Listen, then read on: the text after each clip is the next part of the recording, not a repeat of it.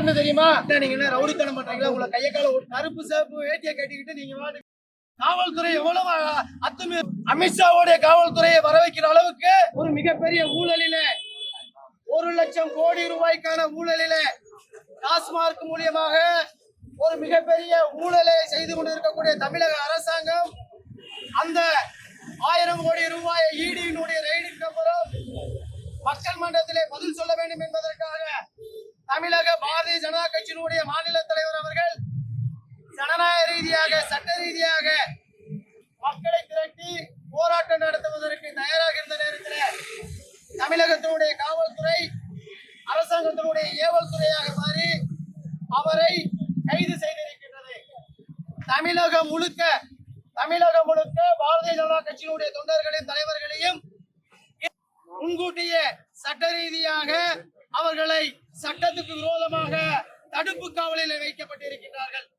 அந்த அடிப்படையில உடனடியாக தமிழக அரசாங்கம் மாநில தலைவர் அண்ணாமலை அவர்களை விடுதலை செய்ய வேண்டும், கைது செய்யப்பட்ட பாரதிய ஜனதா கட்சியினுடைய தலைவர்களை விடுதலை செய்ய வேண்டும் என்ற கோரிக்கையோடு தேனி மாவட்ட பாரதிய ஜனதா கட்சி தன்னுடைய வழக்கறிஞர் டீம் மூலியமாக 2 விதமான போராட்ட களத்தை முன்னெடுத்திருக்கின்றோம். ஒன்று, கைது செய்யப்பட்ட மாநில தலைவரை உடனே விடுதலை செய்ய வேணும். விடுதலை செய்யலன்னு சொன்னா அது ஒரு மிகப்பெரிய போராட்டமாக மாற மிக வருத்தத்தை கொடுக்கக்கூடிய அளவில் இருக்க காவல்துறையினுடைய செயல்பாடு எப்படி நடத்துகிறோம் தெரியல. அதுவும் குறிப்பா தேனி மாவட்டத்தினுடைய காவல்துறையுடைய கண்காணிப்பாளராக மரியாதைக்குரிய இன்று இருக்கக்கூடிய காவல்துறையினுடைய கண்காணிப்பாளர் அவர்களுடைய வருகைக்கு அப்புறம் ஜனநாயக குரல் நெருக்கப்பட்டிருக்கின்றது. பாரதிய ஜனதா கட்சியினுடைய குரலை ஒடுக்கக்கூடிய அளவில் அவருடைய செயல்பாடு அமைந்திருக்கின்றது.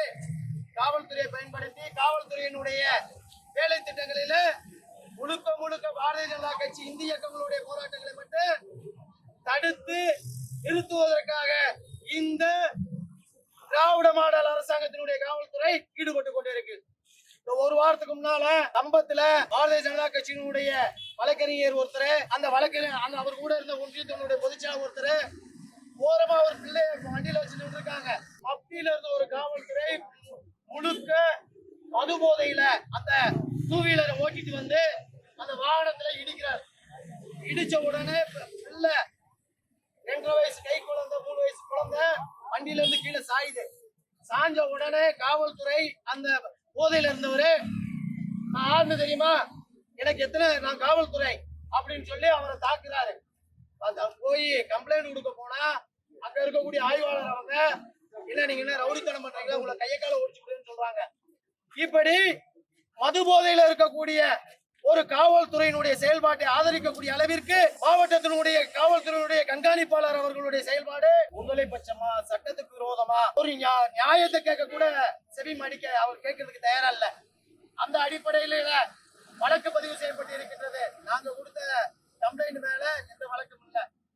அந்த அடிப்படையில ஜனநாயகத்தினுடைய குரலை நினைக்கக்கூடிய தேனி மாவட்ட காவல்துறை நடுநிலையோட நடக்கலன்னு சொன்னா கருப்பு சேப்பு வேட்டியை கட்டிக்கிட்டு நீங்க வாட்டுக்கு வேலை செய்யலாம். உங்ககிட்ட நடுநிலை எதிர்பார்க்கிறேன், உங்ககிட்ட சட்டத்தினுடைய அந்த அடிப்படையில நடவடிக்கை எடுக்கணும்னு எதிர்பார்க்கிறான். ஆனால் நடக்கக்கூடிய சம்பவங்கள் எதுவுமே இல்ல. காவல்துறையினுடைய செயல்பாடு மாவட்ட ஆட்சித்தலைவர் மாவட்ட காவல்துறை கண்காணிப்பாளர்கிட்ட உங்க ஸ்டேஷன்ல துணை கண்காணிப்பாளர் அந்தஸ்துல இருக்கவங்க எல்லாம் தேனியில இருக்கவங்க இப்படி முதலை பிச்சமா நடக்கிறாங்க சார், இதுக்கு நீங்க ஒரு விசாரணை பண்ணணும் சார் சொல்லி பெட்டிஷன் கொடுத்தா 1 வருஷம் ஆச்சு. அந்த விசாரணை அந்த பெட்டிஷன் மேல விசாரணையே இல்ல. அப்ப காவல்துறை எவ்வளவு பெரிய அக்கிரமம் பண்ண, காவல்துறை எவ்வளவு அத்துமீற, அது சார்ந்து காவல்துறையுடைய கண்காணிப்பாளர் அவர்களுடைய குறைஞ்சபட்ச விசாரணை கூட இல்லாத அளவிற்கு 100% ஒருதலை பட்சமாக நடந்து கொண்டிருக்கின்றார். அந்த அடிப்படையில மரியாதைக்குரிய தேனி மாவட்ட காவல்துறை நண்பர்களே, தமிழ்நாட்டில் மட்டும் அரசாங்கத்தினுடைய ஆளுங்கட்சி இல்ல, மத்தியிலும் பாரதிய ஜனதா கட்சியுடைய ஆளுங்கட்சி. நீங்க உங்களுடைய காவல்துறையுடைய செயல்பாடு இப்படி ஒருதலை பட்சமா இருந்துச்சுன்னு சொன்னா அமித்ஷாவுடைய காவல்துறையை வர வைக்கிற அளவுக்கு பதில் சொல்லணும். ஒவ்வொருடைய காவல்துறையினுடைய பின்புலத்தை நீங்க எங்களை தொட்டீங்க பாத்துக்கங்க, பதில் சொல்ல வேண்டிய இடத்துல இருக்கீங்க.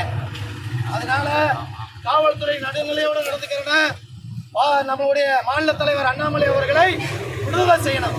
அந்த கோரிக்கையுடைய பாரதிய ஜனதா கட்சி இன்னைக்கு மாவட்டத்தினுடைய ஆட்சித்தலைவர் அலுவலகத்தை முற்றுகையிட்டு இருக்கின்றோம்.